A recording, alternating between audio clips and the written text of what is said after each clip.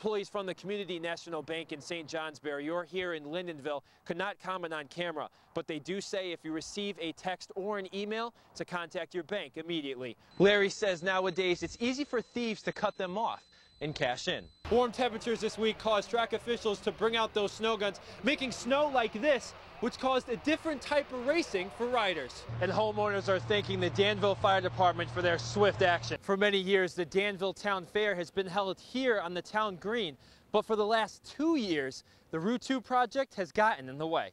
Rain, snow, or unseasonably warm temperatures like today, Chief Mark Brown says they're prepared for anything. The Upright Steeple Society plans to rename the church to the York Street Meeting House. Ray has been trying to keep this perpetrator off of his property and away from his kids by looking out this window at night and by setting up his own traps. Reporter Michael Howard joins us with more on these allegations. Michael, what can you tell us? Well, guys, you may remember the $20 million theft of maple syrup from a plant in St. Louis de Blandford last year in Quebec. Well, today the Montreal Gazette published a story alleging Maple Grove Farms in St. Johnsbury purchased 12 tanker trucks worth of that stolen syrup. Now, today we went to Maple Grove Farms in St. Johnsbury where they had no comment, and we also reached out to B&G Foods, who owns the St. Johnsbury plant, and they also would not comment on us. So, guys, some serious allegations about Maple Grove Farms, and if there's any more information, we will let you guys know. All right. So also discussed and passed today, guys, was a motion to transfer $60,000 in savings from the water treatment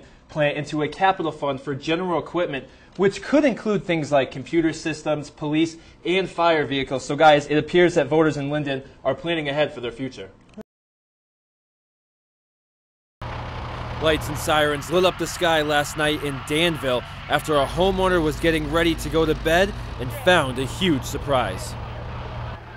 I've never, ever experienced this before in my life. After setting a fire in her wood stove hours earlier, homeowner Claire Hager opened the closet door and saw flames coming out of the exhaust. The closet door opened in my husband's closet, and I saw the flames shooting out of the pipe. And I yelled that his closet was on fire, and he called 911. Companies from Peacham, St. Johnsbury, and Danville responded to the two-alarm fire as residents tried to put it out.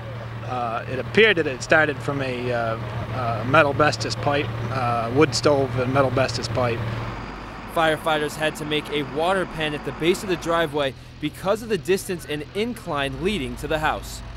The fire was knocked down quickly thanks to one of the engines being stationed just yards away. No one was hurt in the incident. I mean, I don't know what it looks like inside, but my house is still standing. And homeowners are thanking the Danville Fire Department for their swift action. Michael Howard, News 7, Danville.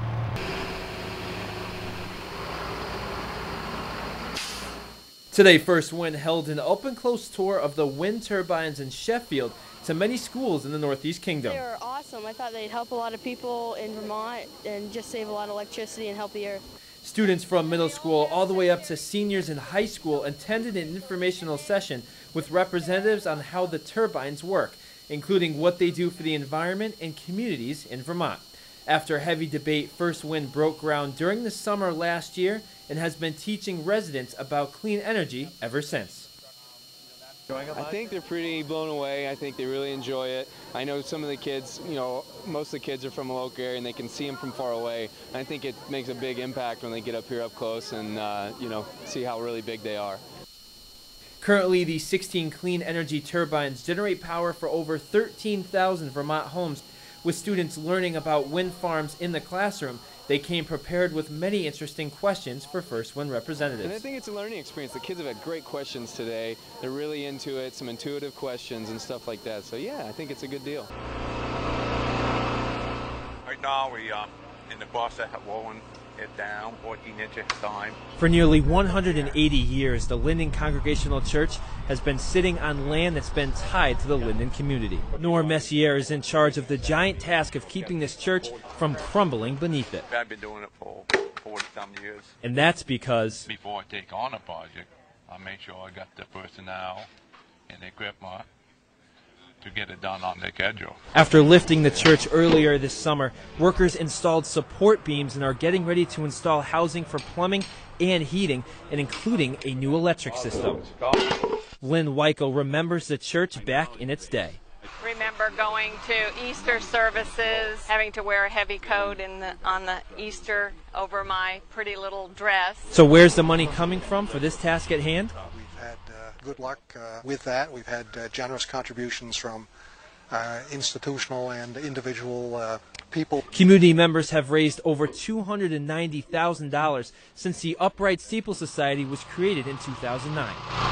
President Jim Gallagher says it's taken a long time, but the support has been incredible. We've had a lot of help from individual people and a lot of help from businesses and nonprofit foundations. Here, you know, people are actually going to get a chance to use this, which is really nice. We don't get to do a lot of projects like that.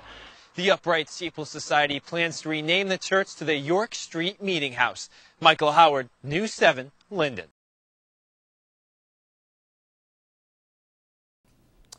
This weekend, the Hostess Bakery outlet in St. Johnsbury opens its doors for the final time. A half hour before doors open early Saturday morning, Hostess fans lined up to stock up on those famous treats. Come on in. You always get a good deal. You don't have to worry, and stuff's all fresh.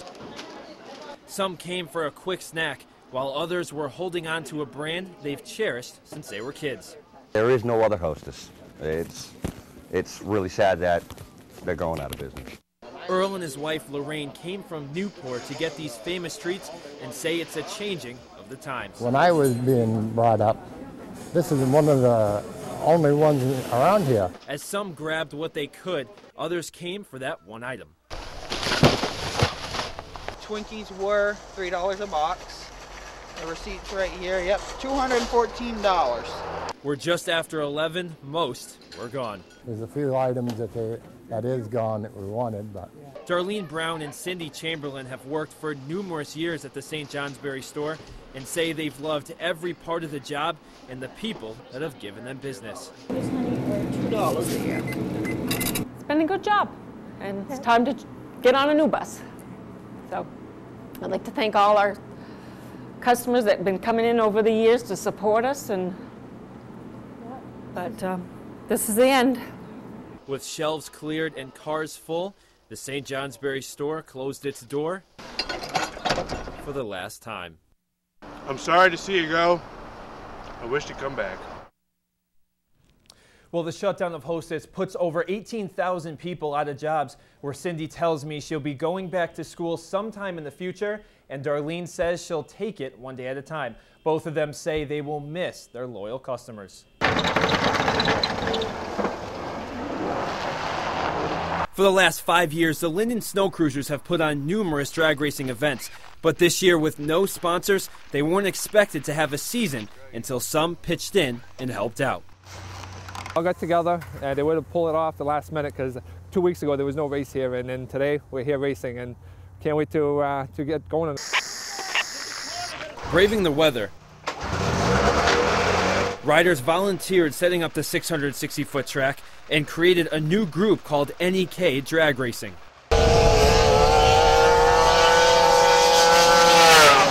All in all, over 60 riders participated in the event and raised money That'll do it. to help keep the club running, which race director Jennifer Gould says is amazing how it came together so fast. This year we had to change things up a little, and we were able to resurrect the race program and really pull it together. So we actually had a great turnout for what we pulled together in 2 weeks. In Linden, We love racing. Michael Howard, News 7. They not only had candidates to choose from on their ballots, but they are also deciding on a $1 million project. Polls are officially open. Voters lined up well before 10 this morning at the Father Lively Center in St. Johnsbury. Included with the ballot was an orange piece of paper asking voters if they would approve an $8 million project that would replace sewer and water lines in the town. Resident Valerie Coate has seen these pipes break numerous times. I have seen them on Eastern Avenue, and it's scary. That project would start in the spring, replacing lines on Main Street, Western and Eastern Avenue. Select Board Chairman Jim Russ says it needs to get done. Flooding that happened last year in 2011 started showing some cracks in the piping down Eastern Avenue.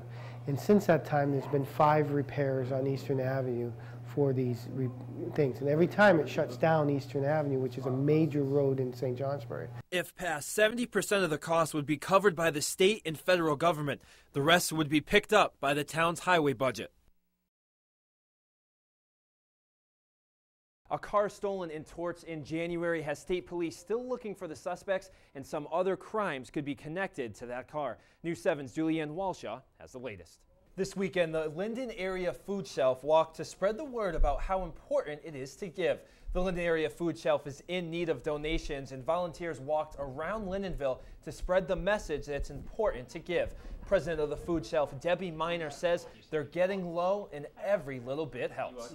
The Village Trustees Board in Lindenville has approved a $15,000 cost for an engineering firm to work on a local bridge. A major leak has been found under the bridge on Center Street, and in order to save it, repairs will need to be done soon. Aldrich Elliott is the engineering firm hired to fix a broken water main under the Passumpsic River. It is unclear at this time what caused the leak. Now, that water main has been checked for leaks recently as this summer. The biggest problem is the town does not know how much water is being lost. Northern Lights, and I guarantee you some of our viewers were outside last night watching them. What exactly causes them? Criminal defense attorney David Slay is asking an Orleans County judge to drop 20 charges filed by the state attorney, Alan Franklin. Slay's reasoning behind the request is that he believes Franklin was not lawfully appointed by Governor Shumlin. State statutes say that the governor can only appoint someone to a seat if there was a proper resignation or death. Former state attorney Keith Flynn was reelected to a second term, but he never took office for that term before he resigned. So Slay is arguing that Governor Shumlin had no right by state law to appoint Alan Franklin.